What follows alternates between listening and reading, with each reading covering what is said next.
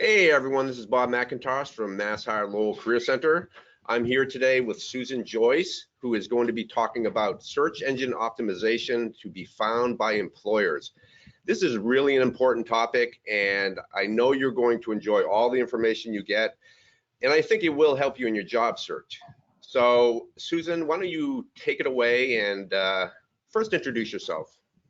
Okay, I'll do that. And first, let me point out to people on this slide where it says handout, netability.com, mass.pdf. Can I highlight that? No, I can't. Oops.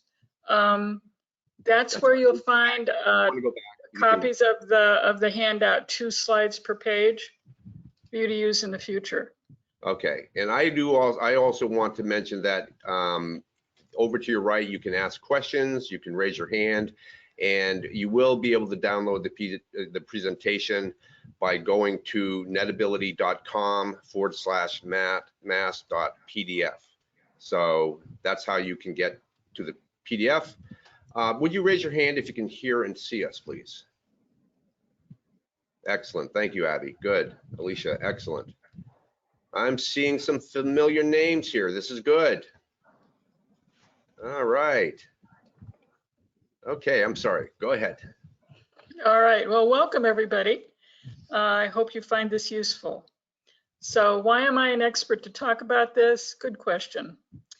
I'm president of Netability. It's a web development company that I started in 1995 after I was laid off from Digital Equipment Corporation. Since 1998 and until March of this year, I was the publisher of a pretty well-known, pretty popular website called job-hunt.org. Oh, don't be humble. Millions of followers, folks, millions of followers. And I contributed some articles to jobhunt.org.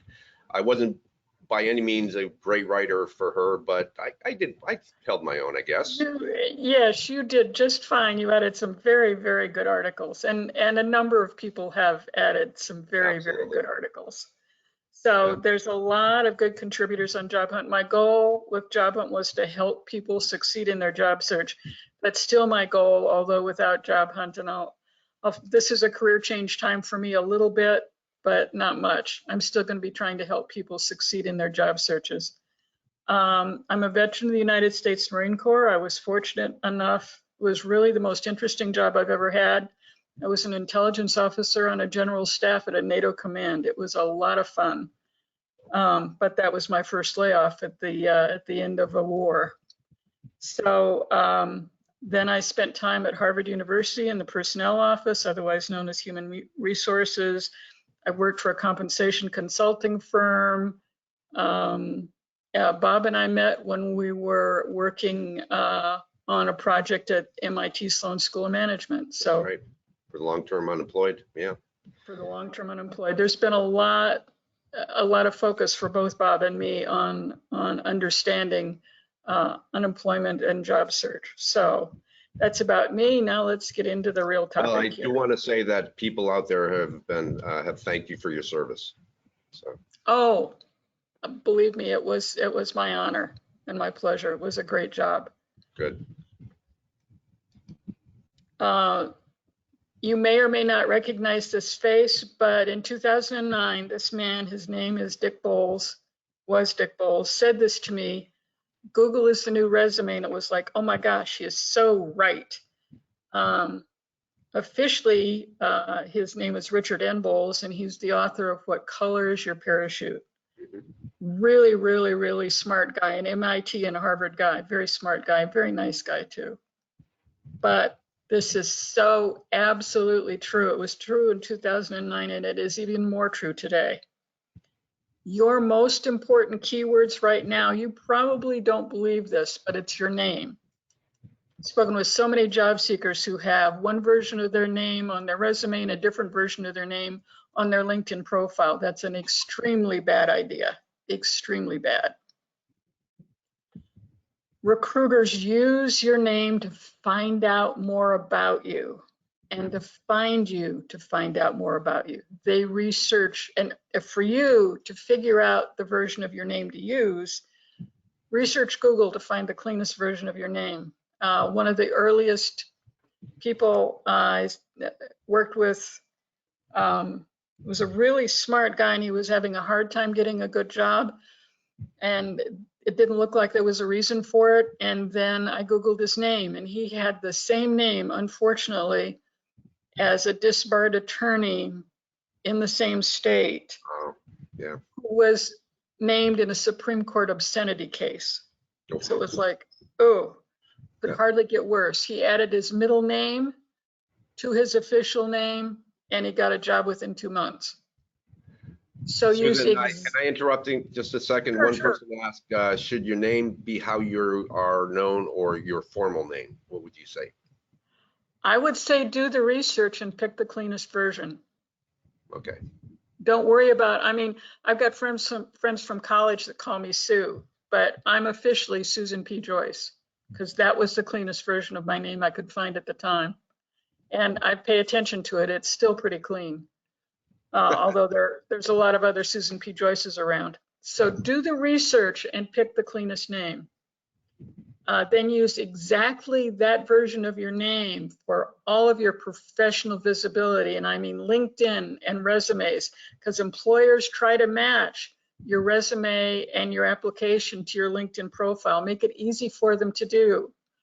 Put that name on your business cards. Put that name in your professional email, that little signature box at the bottom of your email message. Include your make sure your professional email has that name in it, and that's the from. Make it clear.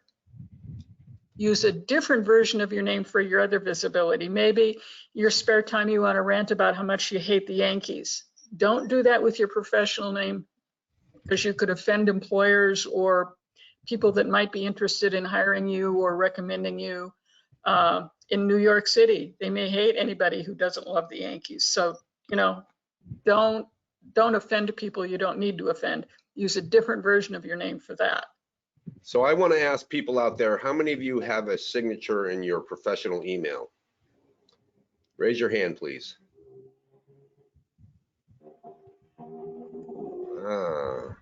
Okay, I'm seeing a couple of hands go up, not many. All right, Charlie, good. Brenda, Dina, Elena, good. Okay. All right, so I really think that's an important, thing to do in your job search, is to have a signature in your professional email. Absolutely, yep. And good for the people who do it, and for the rest of you, it's easy to add, usually. Yeah. Okay, the benefits of doing SEO, search engine optimization appropriately. Being visible, where employers and other potential people you might want to know or work with, where they're looking, makes you visible. You rank well in recruiters' search and applicant tracking systems. You rank well in recruiters' searches of LinkedIn. You rank well in recruiters' searches in Google. And believe me, they do a lot of searching in LinkedIn and Google. Mm-hmm. So understanding. Now in the military, we call this know the enemy. I think in the civilian world, it's more like know your customer. So understand the employer's needs. These are their basic needs. A bad hire is very expensive. It's at least twice the annual income. So if it's a $100,000 job, the expense of a bad hire is $200,000. It's bad for the people who did the hiring. It ruins their reputation, or at least it damages their reputation usually. And it's also very expensive for the employer to clean up the mess and then to go through the process of hiring someone again. Mm-hmm. Hiring is expensive to do, more than just the posting, the time, everything. It's very expensive. So an employer's primary concern when they're hiring someone is, can you do this job? Do you have the skills? Do you have the experience? Can you do this job? Will you do this job? You might have the skills and experience, but you're a lazy bum. What have you done? Will you fit into this group? You might have the skills and experience, and you might be just a jerk that nobody would want to work with. So those are the things they're concerned about. And now, I mean, back when I worked at Harvard, we did very expensive background checks, but usually just on the very senior jobs. We didn't do them on everyone because it took time and money. Now they can just jump on Google with your name and do some research, and they can find out a lot about somebody very quickly using Google. So Susan, I have a question out there, and they're asking how by researching on Google can employers know that you can do the job?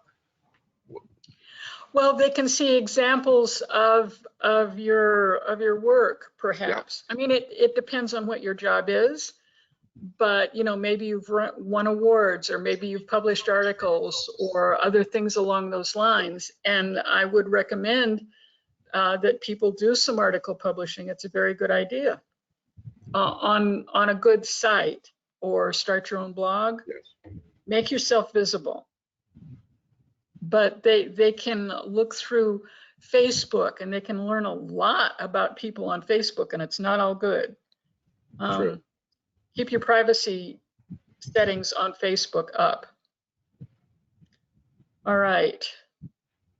Now, one of the things recruiters are definitely measured on is time to hire. They're also measured on the quality of the hire. So they're always in a hurry, and they're always doing research. Job postings do not work, believe it or not. 70 to 80% of jobs are not posted for that reason. Less than 25% of applicants are qualified. Usually people see the job title and click apply, or they see the employer name and they click apply, and they submit, you know, their standard resume without any customization. And, you know, it's easy for them to do, and so they do it quickly, and they think they're being productive, but they're not. Mm-hmm. Resumes are stored in applicant tracking systems, which recruiters and employers search using keywords. And right. The keywords they use are, well, we'll get into that. They search for qualified candidates using Google and LinkedIn, and using Google to search LinkedIn as well. That's usually the most effective way to find a qualified candidate. And then they also research Google and LinkedIn to verify the facts on a resume, because believe it or not, people sometimes misrepresent what's on the resume. I know it's hard to believe. Mm-hmm. I'm kidding. It happens all the time. But you can get found out now. I just saw a TV. Sorry, someone in the audience says that they have a LinkedIn account, yay, but they don't have any other social media. Will that make that person look old to employers? Well, it depends on the job and the employer. It might, but it might not. I mean, good for having LinkedIn at least. You're showing that you understand how important LinkedIn is. Personally, I'm leery of Facebook. I do almost nothing on Facebook. On the other hand, I'm a Twitterholic. So there are a lot of places. Over 30,000 followers at least? Well, it was 70,000 a couple of weeks ago. So okay, good. It's something I love. It's a great place to collect information, good information, absolutely. I think. So they might be a little suspicious of you, but they'd be very suspicious of you if you didn't have a LinkedIn profile. Yeah. In fact, they'd probably ignore you if you didn't have a LinkedIn profile for most professional jobs. Sadly. All right, how recruiters search. This is the picture of the resume black hole, way down there. I like that. I like that. Okay, reading the job description. So most of the time, the recruiter has the job description in front of them, or the recruiter's assistant has the job description in front of them, and they do the searches based on the terms used in that job description. So the job's title, the job's requirements, skills, experience, education, location, if it's not a remote job. They also look for former employers, and it depends on the industry and the job. I mean, if you were hiring somebody to teach, at a college level, I bet you'd look for somebody from Harvard or MIT. That's a great example. Yep. It just, you know, it just depends. If you're somebody in retail, you probably look for somebody who might have worked in a management role at Amazon, or maybe you'd run away from anybody who worked at Amazon. It's hard to tell. But, you know, different industries and different companies have different goals. So like former if you employers. worked in the DoD sector and you were applying to BAE, then maybe they'd want to see if you worked at Raytheon or MITRE or other companies like that. Right, and Raytheon and MITRE and companies like that, when they've got government contracts, they're looking for people with clearances, with high clearances. So that's one of the things that you would not list on your LinkedIn profile, but you would list on your resume. When they find a good candidate, they search to confirm the facts on the resume and the application, LinkedIn and everywhere else they can find. And they're looking for indications of skills and experience, communication skills, personality. Are you nice? Are you rude? What, they can get more of an idea of that, particularly from a site like Facebook. So then they search many sources depending on the job. If you've applied, hopefully they'll find you in the applicant tracking system, but not necessarily. And I'll get into that more in a minute. In Google, there's a standard search, and then they can X-ray LinkedIn with Google, and they can X-ray other sites with Google with, depending on whatever your job is, Quora or Reddit, or, there's a lot of techie sites where you can demonstrate, you can answer questions, and you can demonstrate that you know what you claim you know on your resume or your application. On LinkedIn, there's the LinkedIn Recruiter service, which is pretty expensive. Most jobs are with smaller employers who can't afford the LinkedIn Recruiter service. So they can use LinkedIn Premium, or they X-ray LinkedIn with Google. And then there's standard LinkedIn searches. So there's all kinds of ways for employers to search to find out more about you. And then, of course, they can search inside Facebook. You can't X-ray Facebook with Google, but you can X-ray Twitter with Google and a lot of other places like that, a lot of websites. Any website that needs to be visible in Google, that needs to get visitors from Google, you can find in Google if they're smart. So one of the people in the audience asked, what do you mean by X-ray? In terms of... Well, let's say I wanted to search LinkedIn, and I have to be careful when I search LinkedIn because I use it for research. LinkedIn is very protective of their members. So if you do too many searches inside LinkedIn, they worry that what you're doing is you're collecting information and you're going to send people spam messages or something like that. So they will stop your ability to search in LinkedIn, and they might even suspend your account. But you can go to Google and you can type in, in quotation marks, administrative assistant, and then you type site:/linkedin.com/in/. So you're telling Google you want it to find administrative assistants in LinkedIn profiles. Right. Yeah, and that sort of gets around the, the limitation they placed in terms of searching for people. That's right. And no one really knows how many people you're allowed to search for, but according to LinkedIn, it's more the trend that you're setting in terms of your searches. And how many searches you do in a specific period of time. They're protecting people, and I applaud them for protecting us. I get annoyed with them when they stop me from doing my research, which they've done a number of times, but they forgive me, and then a few weeks later I can get back to doing a lot of searches. But that's where X-raying LinkedIn comes in so handy. And LinkedIn is not the only site you can X-ray. You can X-ray most sites that are visible inside Google. Yeah, I'm not smart in that way, Susan. I actually purchased a $60 a month premium account that allows me unlimited searches. Although when I find I have it, I didn't do any searches, so it's only when you need to do the searches that you don't have the premium account. So one person asked, if you could you repeat the Google technique in terms of searching?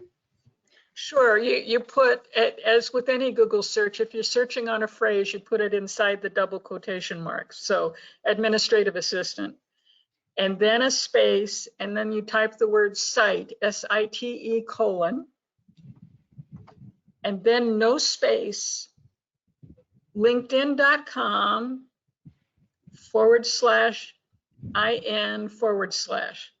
That is an X-ray search. What you type, what you put inside the quotation marks, is your search inside LinkedIn. That's a LinkedIn X-ray. Okay, good. Thank you. Make sense? Yeah.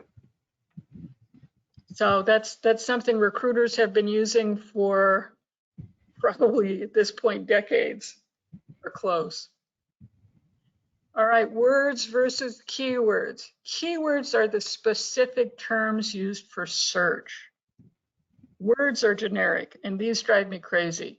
Yeah. Experienced marketing professional. That's a contradiction in terms, in my humble opinion. Senior manager. Senior manager of what? You know, the word professional drives me crazy too, because yes. It's not like, okay, you can't decide, you know, you can't determine whether you're a marketing specialist, coordinator, manager, director, you know, be specific. Yeah. Yeah, I mean, I've done a bunch of searches of LinkedIn on like marketing professional, and you know, there'll be 3 million marketing professionals on LinkedIn. When I do a LinkedIn X-ray, when you do LinkedIn, when you search inside LinkedIn, you're only searching your connections and their connections and their connections and the group members. When you do a LinkedIn X-ray, you're searching everybody, and there'll be like 3 million marketing professionals. Right. But if I say social media marketing, then there'll be 600,000. And if I say social media marketing analyst, there'll be 800. True. Yep. So what do you think a recruiter's going to do when they're in a hurry? Are they going to search on marketing professional? No. If they're filling a social media marketing analyst job, that's the term they're going to search on, because that's the best one for them to get good results. Here we go. Yeah. That's much better. Now, notice here on IT project manager, not project manager, unless that's what they call the job in their job description. Absolutely. Yep. But look, MIS project manager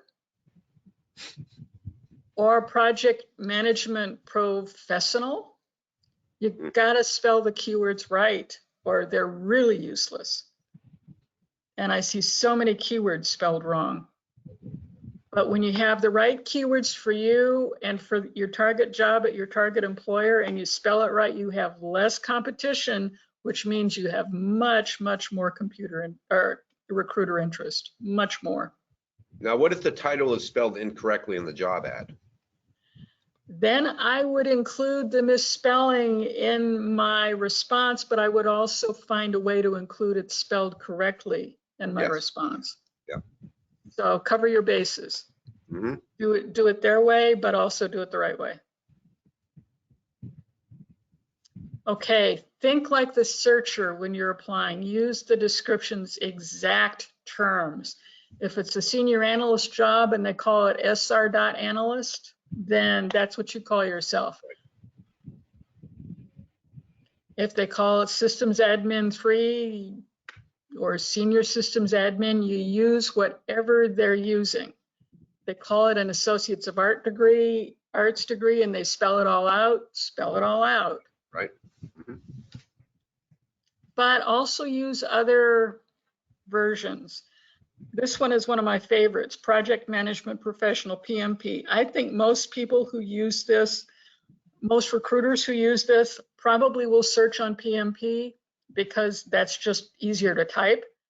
But I would definitely include both versions of it because, and especially if project management professional spelled out, it's what's used in the job description, then, you know, you got to make sure it's there. That'll get you through the ATS if nothing else. And I think a simple solution for that is if you are, you know, project manager, then just write the acronym PMP next to your name.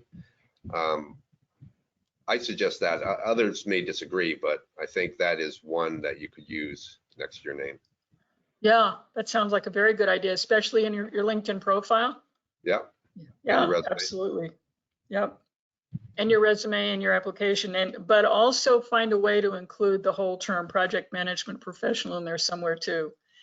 And you need to watch out things like this one used to drive me crazy. Not that many people search on Microsoft Office products, but sometimes they call it Microsoft Office and they really mean Microsoft Word. Sometimes they call it Word. Sometimes they call it MS Word.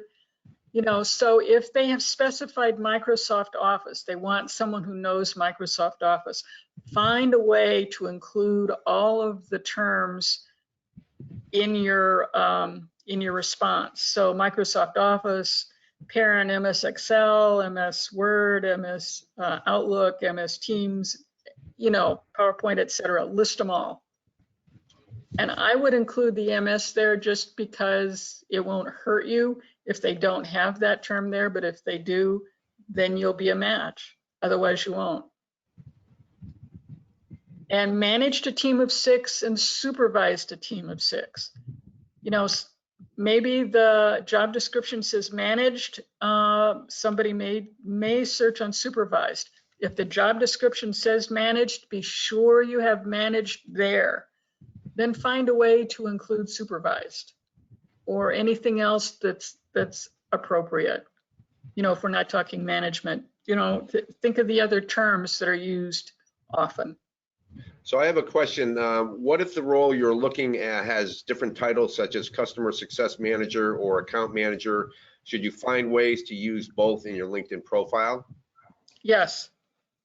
If that's what your target employers are calling it, and I would even I'll get into that in a little further, but you can combine those, customer support or customer success / customer service / account manager / put them together. I mean, as long as they basically represent the same job, use them all, unless there's like 40 of them. Right. And then that's a little excessive. But use the ones that are the most important to you, the employers you want the most. Okay, Google visibility. You really want to be visible on the first page of Google search results for your name. Get that by being active in social media, especially LinkedIn. I ran Job Hunt for 23 years. If you do a search on my name, guess what's at the top of the first page? LinkedIn. Drove me crazy. But that's what happened. Now, it's something that shows you the strength of LinkedIn and how much Google trusts LinkedIn. But that's important. I wondered about that. I always wondered how LinkedIn, had such good searchability with Google. Google trusts them. I mean, I think without Google trusting them, LinkedIn would not be as powerful as it is today by a long shot. Mm-hmm. So, they're both kind of headquartered in the same general area. Maybe the CEOs got together someday. I don't know.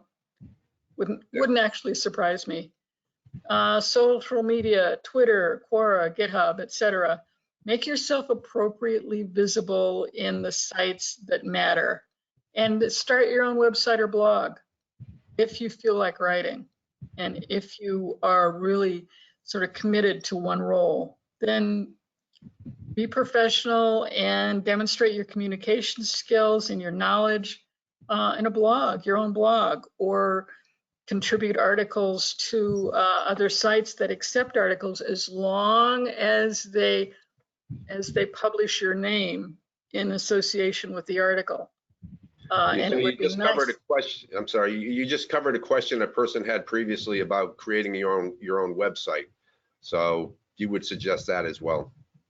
I would. I mean, it's not the right thing for everybody, but it's a good idea. Register your own domain name is my strong recommendation, because then you own the property. If you're, if you have just, a couple of pages on Squarespace or whatever those other sites are, then you're more or less you're more vulnerable.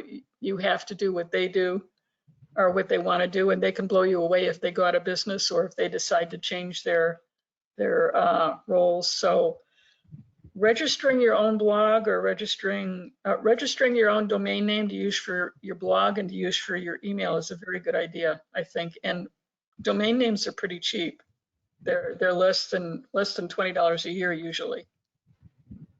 But anyway, Google visibility, you want to be visible on the first page of Google search results because most people don't look past the first page. And most of them really don't look past the top half of the first page. So that's what your goal is. That's right. Yeah. It's not easy, but it's important.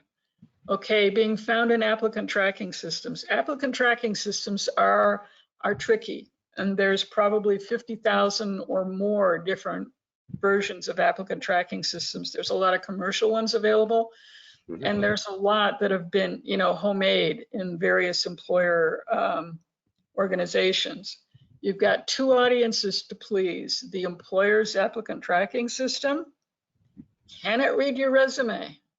Most of the time, a doc or docx is probably the right format. And make sure your resume or your application has the required information, name, email address, jobs, education, dates, things like that. Make sure it's a good, complete resume. Oops, sorry, wrong direction. That's okay. And then make sure you meet most of the requirements of this job, and then make it clear that you do. So if it requires an MBA and you have an MBA, make sure your application indicates that you have the MBA they want. So the applicant tracking system does has some requirements, and then the recruiter, as we went over earlier, they do the searches of the applicant tracking system based on the terms in the job description. So that's what you need. You need the terms of the job description. If you aren't customizing your resume and your application, you're not going to do well. So using the ATS is much better than trying to read paper resumes. Your resume will get scored, and usually the higher scored ones get viewed and the rest don't. And some applicant tracking systems will reformat the resume content so that it's easy for the recruiters to compare different candidates. All right, use the job description's exact terminology.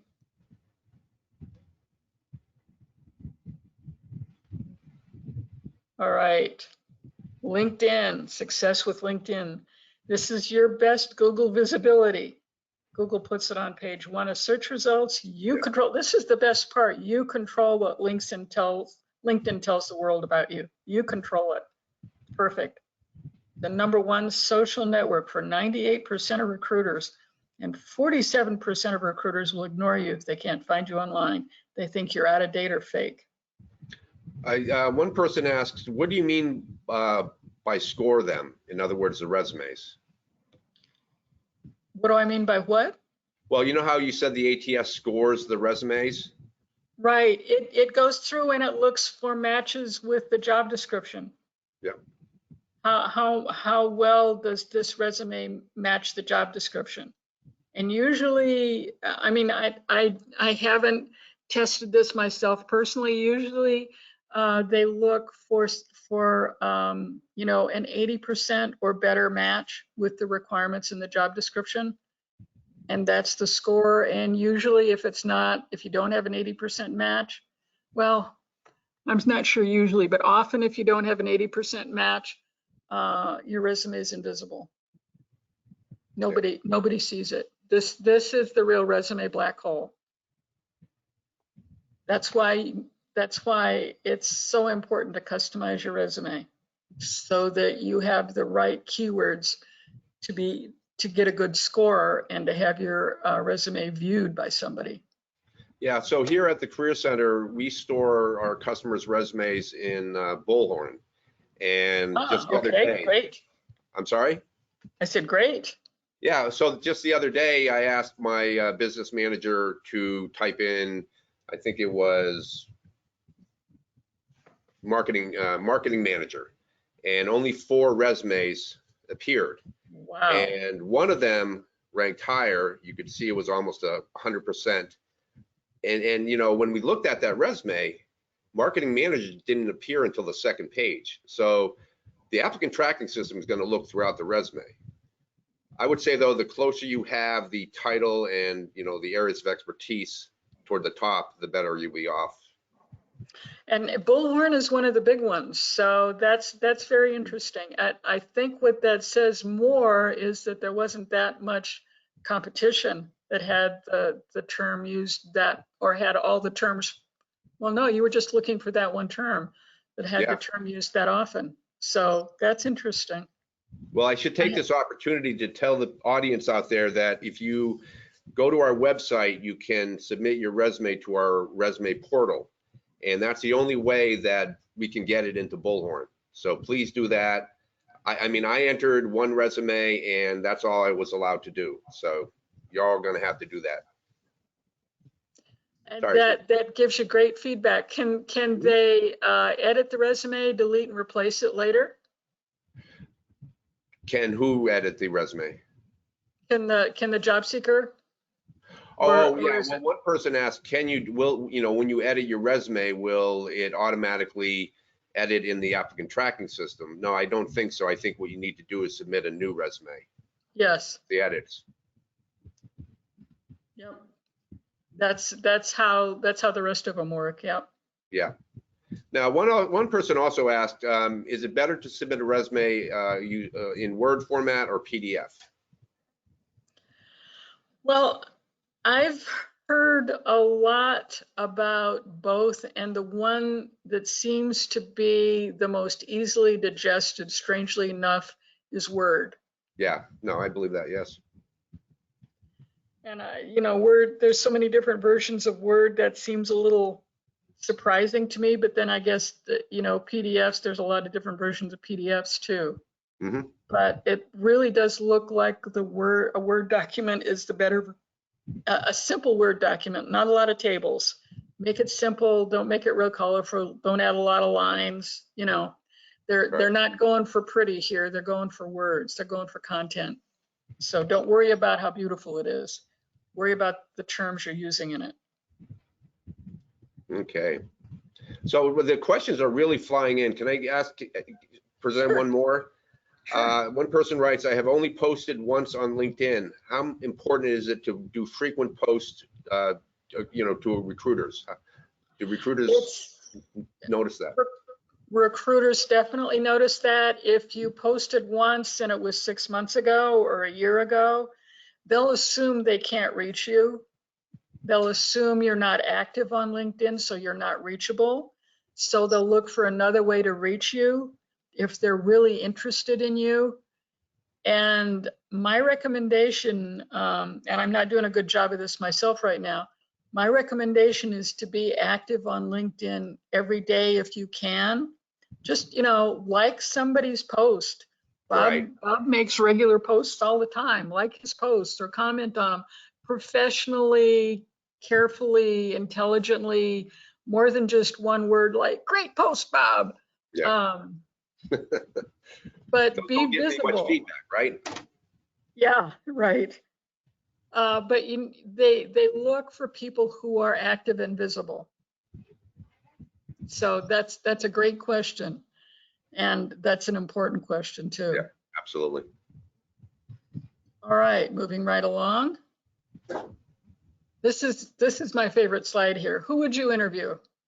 If you were a recruiter and you had 10 applicants and they all appear to have the same qualifications, who would you interview?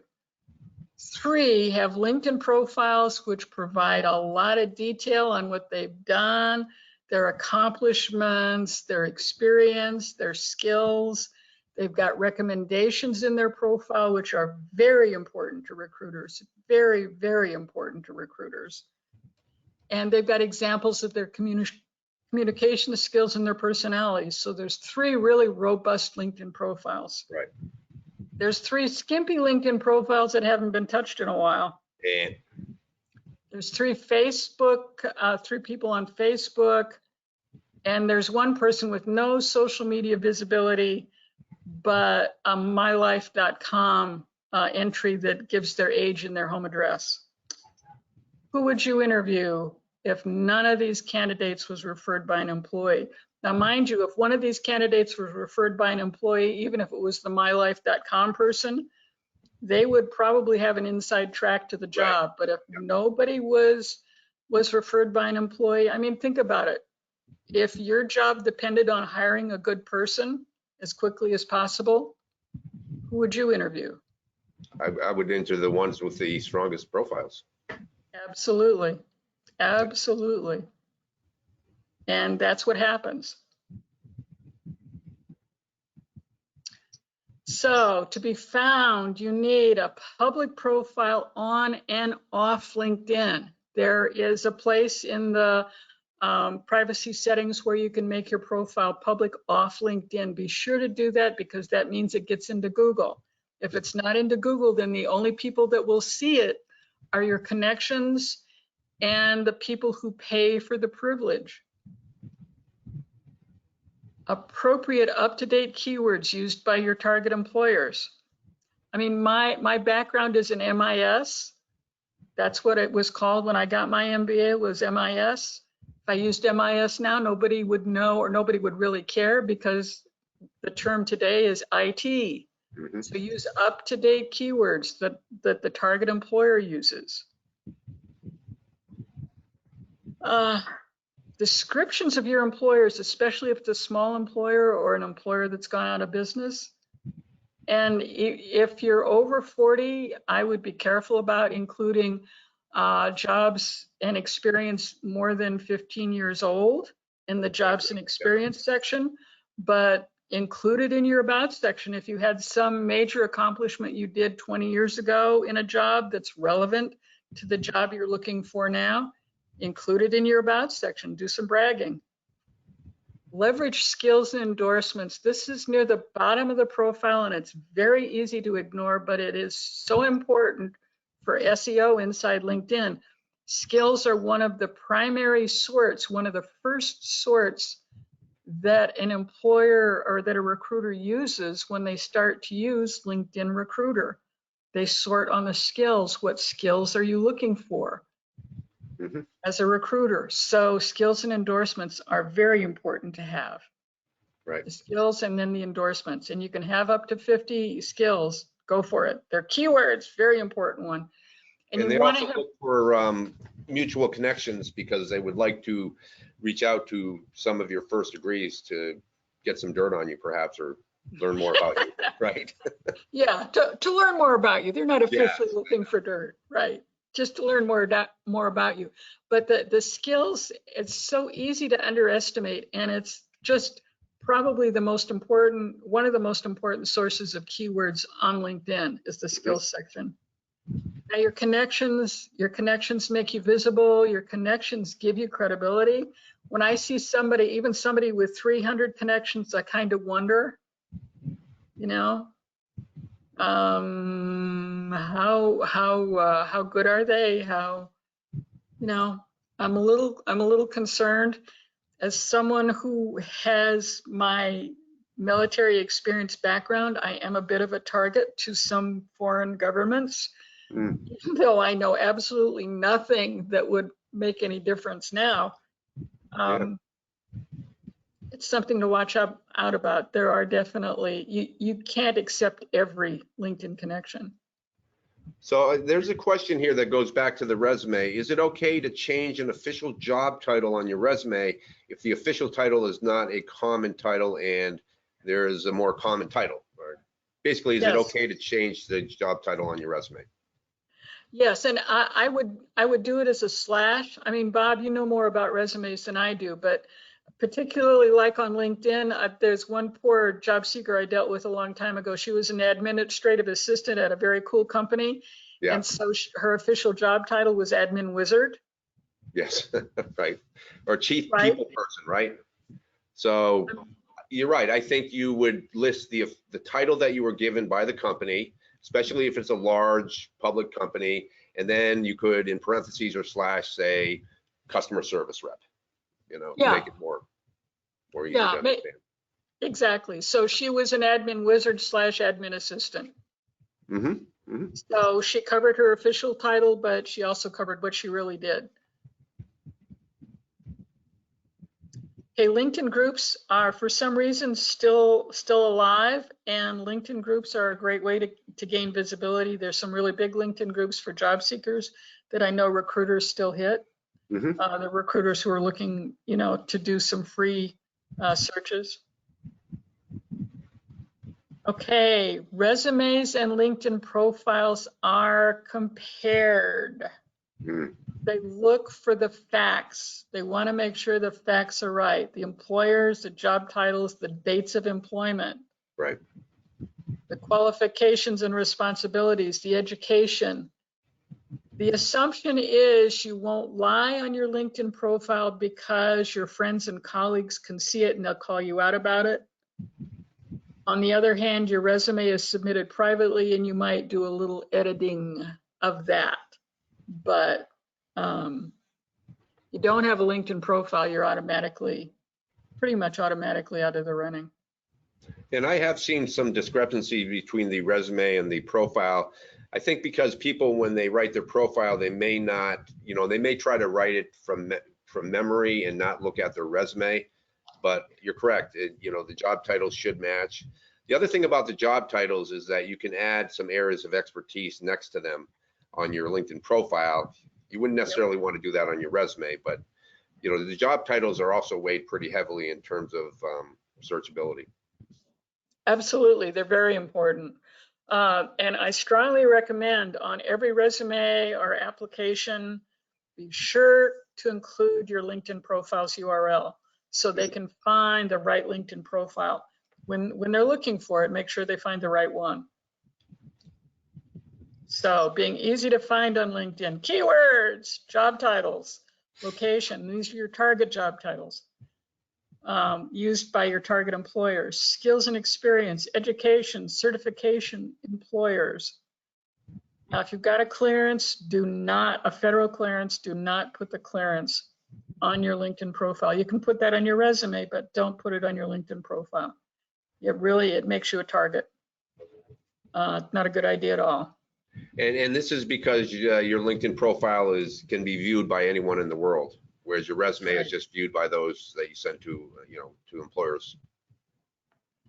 And most employers will be smart enough to realize that. I'll admit not all of them will, but most of them will.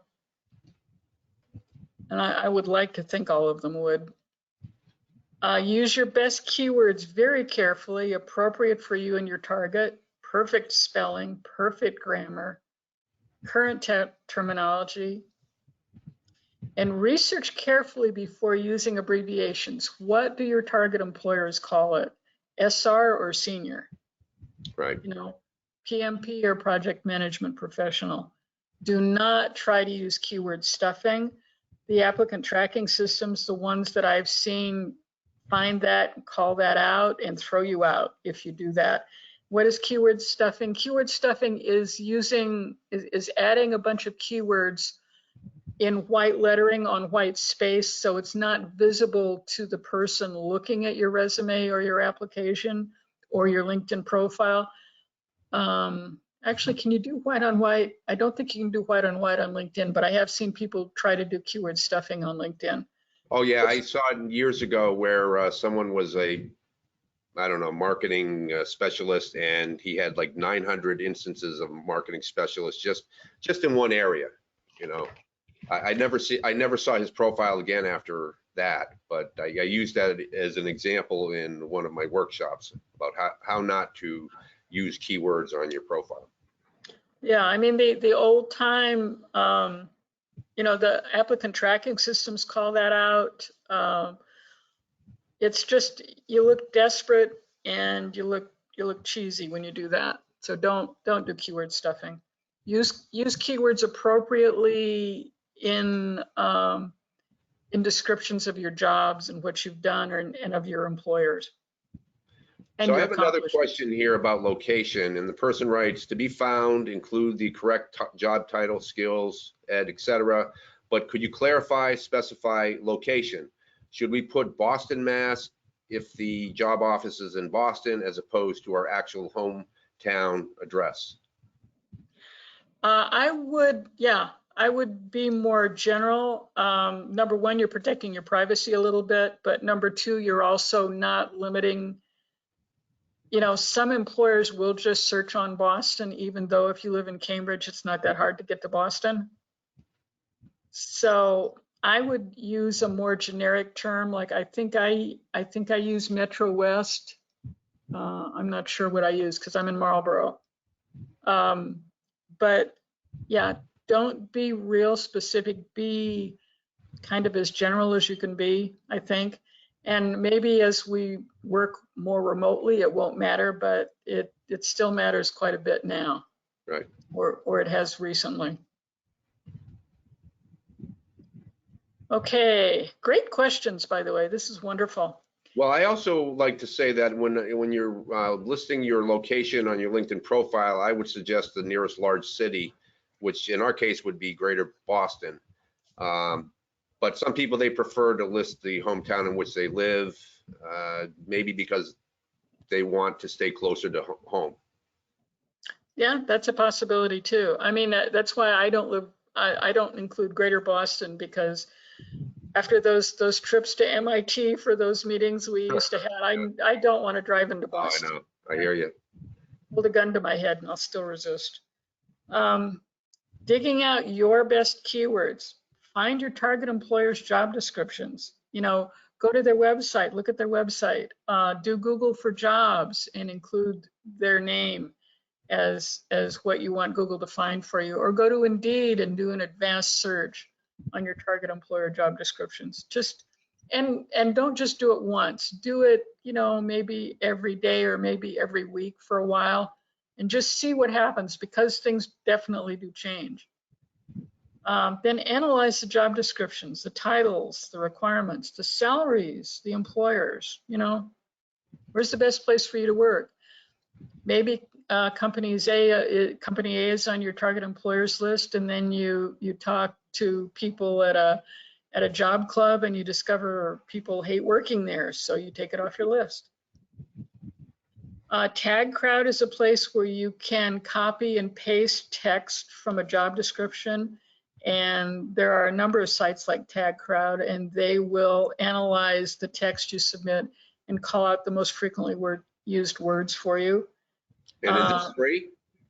And it's free. Tag Crowd is free. JobScan isn't, yes. And it's jobscan.co. That's not a typo. It's not jobscan.com. It's jobscan.co. They compare the resume to the job description. You have to give them both, but you do pay for it. And I actually haven't used it. I don't know how good it is, but I know that a lot of people do use it. Well, I demonstrated during one of my webinars, and I used to in the workshop as well. I don't know how they configure the algorithm in terms of the keywords that need to be included on the resume, but it seems more scientific than a word cloud or just eyeballing the keywords.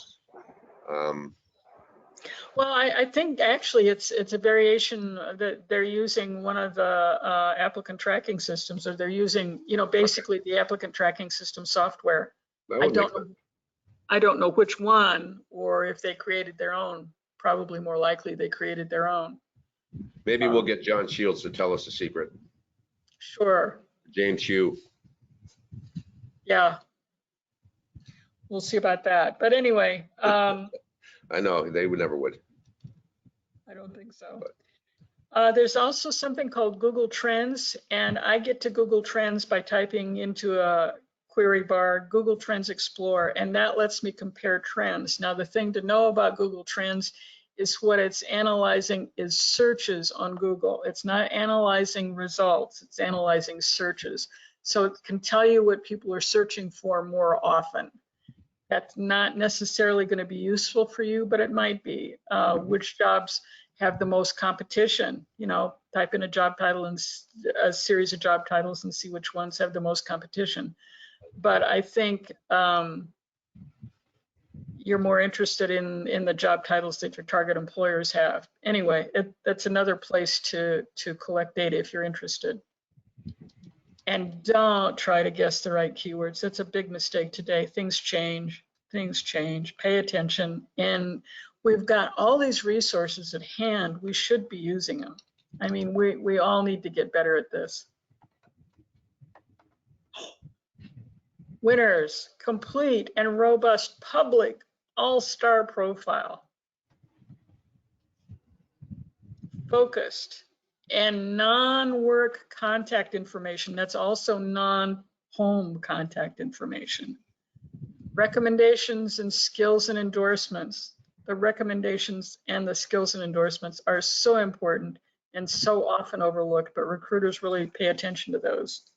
So by non-home contact information, you're meaning the putting your actual address in contact info, correct? Yeah, I wouldn't. The profile. No, I would not put my home address. Oh no, neither would I. No way. But I'll get into how to do the non-work and non-home contact information, I think, in the next slide or two, to help you do that for free. And it's important to do. We all need permanent contact information now. Although I can say, having had NetAbility as my email address for 25 years means I get a ton of junk email. Right. But anyway, 500 plus connections, really, I think, don't you think, Bob, is kind of, it's assumed, and if you don't have it, people are a little skeptical of you? Oh, yeah, the contact information?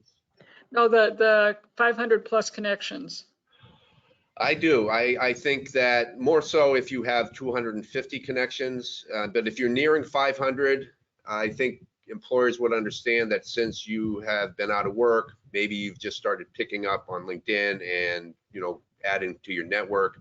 But yeah, the closer you are to 500, the more impressed employers will be. If you have 500 plus, they're not going to know any better. You could have 510, 1,000, you know, maybe 5,000, but. Yeah, it's just, you know, kind of get through that knothole, and don't get through that knothole by accepting every invitation you receive. No, don't, definitely not. But reach out carefully, and some recruiters will accept invitations to connect and some won't. It depends. And often they'll tell you that in their profile. Daily activity and visibility in LinkedIn and keeping your profile up to date, so important. An all-star profile is critical. You've got a profile photo, and I would use that profile photo in any other professional visibility you have online, so you connect those dots. At least 5 skills and at least 50 connections. At least.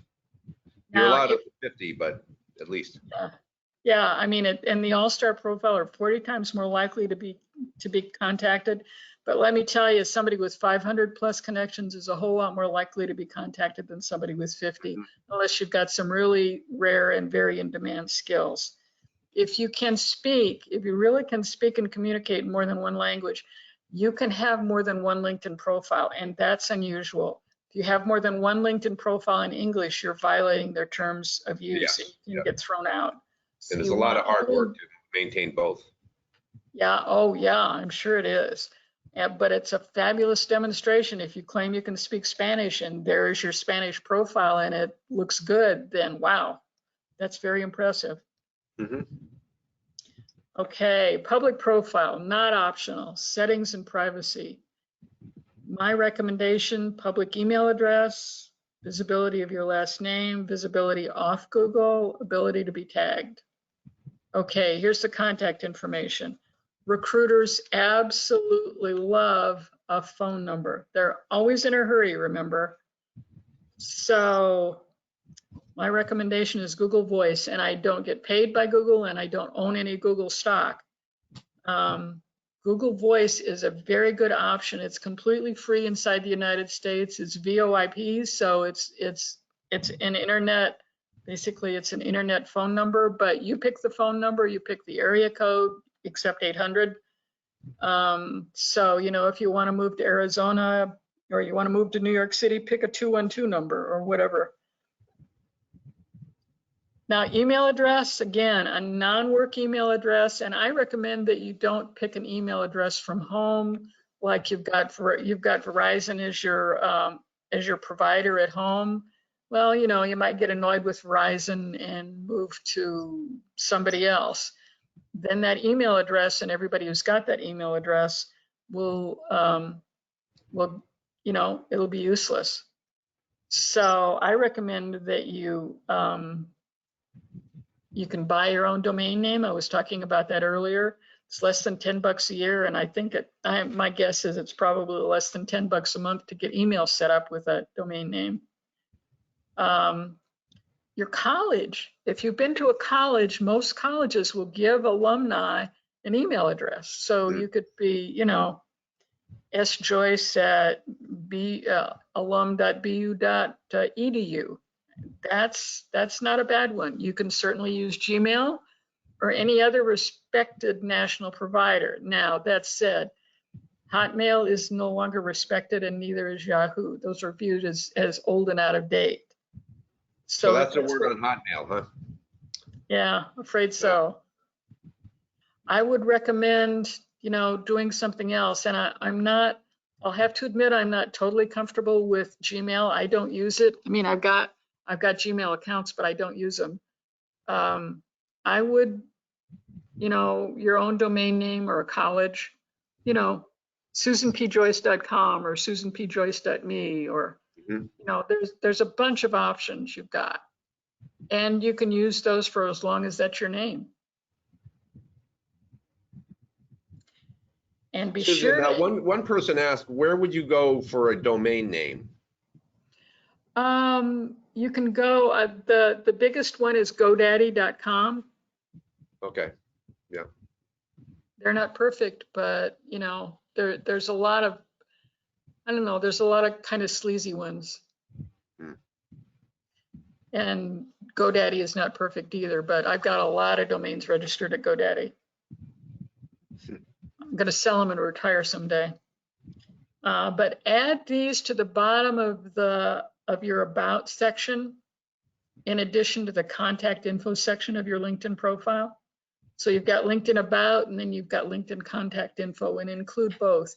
And remember, recruiters absolutely love a phone number, and Google Voice will take voicemail and they'll email it to you, or they'll store it and you can just call in and check. But you do need to use that phone number at least once a week, or it'll die, it'll disappear, because you're not paying them for it. So professional headlines: weak, accounting professional at General Electric. The only keywords there are General Electric.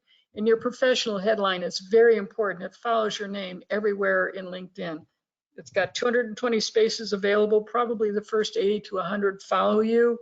You know, it gets truncated, but better than accounting professional is accountant for General Electric, and then in parentheses G.E. So you've got two versions of General Electric there if someone's searching for someone who works at General Electric or who worked at General Electric.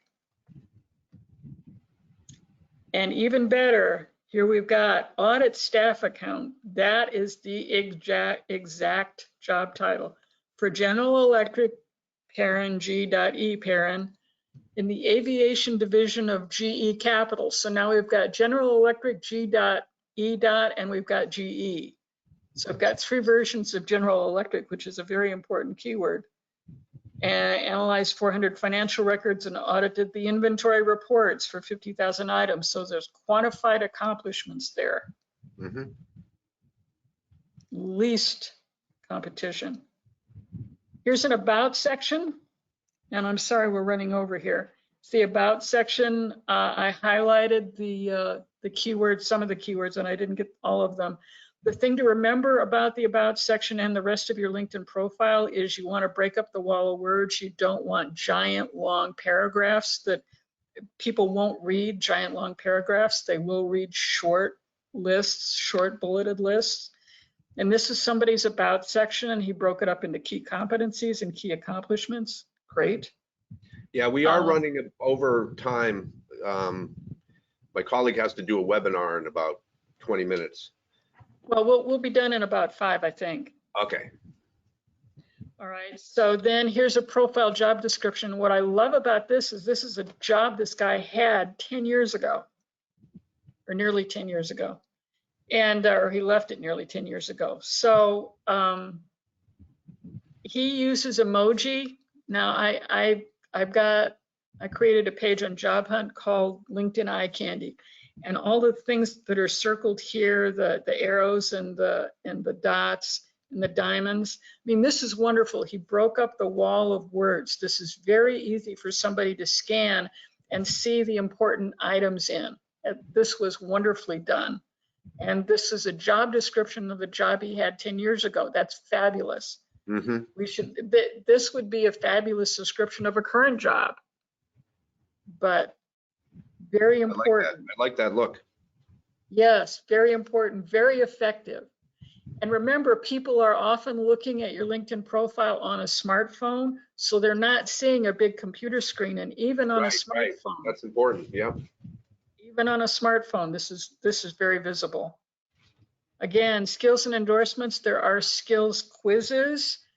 You have 2 chances to take a skills quiz. There's 15 questions and you've got 20 minutes, but you've got 2 chances. Most of them seem to be IT related, but they may be expanding on that.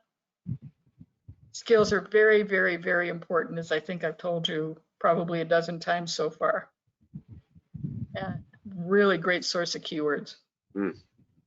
Accomplishments. This gets overlooked a lot. This is a profile section most people ignore. Projects. Projects are fabulous. It doesn't have to be the NASA moon project. No. It can be the conversion of software where you worked, or the addition, the opening of a new office, or the opening of a new building or something. Right. But it doesn't have to be a named project, but if it's a good example of your work, boy, make it clear. Well, what I tell people is that if they've worked on really large projects they're proud of, then they need to mention that in the about section and say, look below to accomplishments where you can learn more about my outstanding projects. Great, exactly. Excellent advice.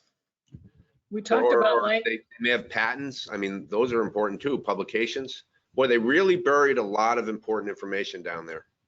And organizations, you know, maybe you're a volunteer with, you know, United Way or whatever. But if you're doing things now, maybe you're an animal lover and you're an accountant. Well, you can volunteer at the local animal shelter, but if possible, don't volunteer to clean cages, volunteer to help them with accounting, so that you can include that as your, you know, that will demonstrate that you're staying up to date with accounting. So volunteering, there's so many things you can do here. And they add keywords and credibility. Okay, that's it. We're done. Well, hey, this was awesome, but I have had a lot of people asking, you know, about the handouts. Why don't we go back to the first slide where you have the URL, and that way they can get it from the site. All right, it's netability.com/mass.pdf. I'll get there in a minute. Okay, all right. netability.com/mass, and nothing is capitalized, it's all lowercase. Wow, we still have 101 people who are with us. I want to thank all of you for attending. Whoops, now it's 100, but in any case, I really want to thank you, Susan, for doing this presentation. You were awesome. Well, thank you, and so are you. Very, very pleased to be here. Thank you. Okay. And good luck with your job search, everybody. Oh yeah, absolutely. And everyone stay safe. Yes, stay safe. Okay, Susan, let's talk soon.